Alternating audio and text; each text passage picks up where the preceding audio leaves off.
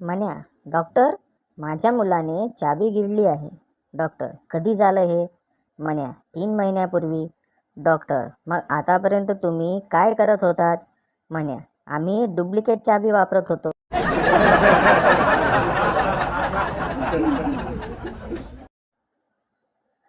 म्हण्या, इंटरव्ह्यूसाठी एका सॉफ्टवेअर कंपनीत जातो. मॅनेजर, तुला MS ऑफिस माहिती आहे का? म्हण्या, जर तुम्ही मला पत्ता दिलात तर मी तिथे जाईन सर.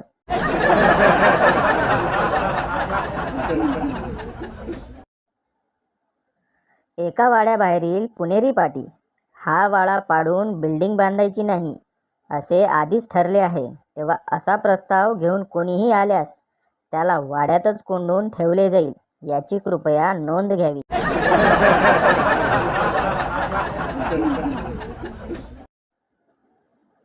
एका इमारतीतील पुणेरी पाटी. बिल्डिंग रंगवण्याची जबाबदारी कुणालाही दिलेली नाही, तेव्हा भिंतीवर थुंकून ती कृपया पार पाडू नये ही विनंती.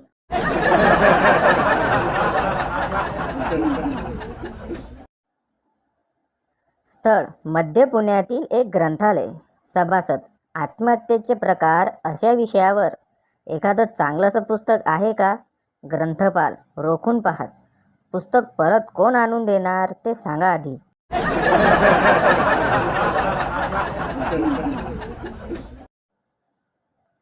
बंड्याने घराला रंग द्यायचे काम काढले, पण त्याने भिंतीच्या केवळ अर्ध्या भागालाच रंग दिला. खालच्या अर्ध्या भिंतीवर त्याने लिहिले वरील प्रमाणेच.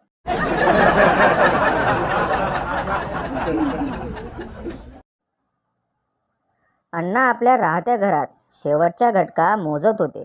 कुणीतरी सुचवले, अण्णा, नामस्मरण करा. अण्णा, आता प्रत्यक्ष भेटणारच आहोत, नामस्मरणाने काय होणार?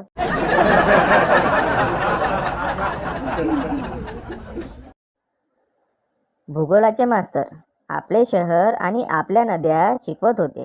त्यांनी मुलांना विचारले, सांगा, मुळामुठेने पुण्याला काय दिले? हुशार बंड्या, कशाच्याही मुळापर्यंत जाण्याची सवय आणि आडमुठा स्वभाव.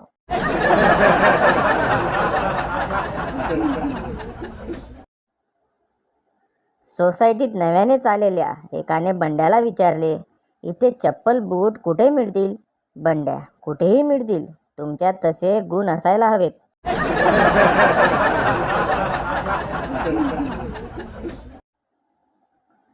बाळू, काकू, चिंटू आहे का घरी?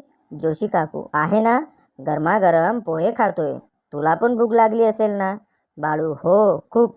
जोशी काकू, मग जा बरं घरी पटकन आणि खाऊन ये काहीतरी.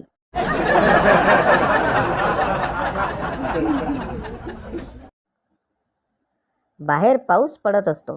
नवरा बायकोला, तुला असं नाही वाटत का की पावसाळा आहे, आपण पावसात भिजावं, इकडे तिकडे उड्या माराव्यात, गाणं गुणगुणावं? बायको शांतपणे, पावसाळा आला की बेडकांना असंच वाटतं, विषय संपला.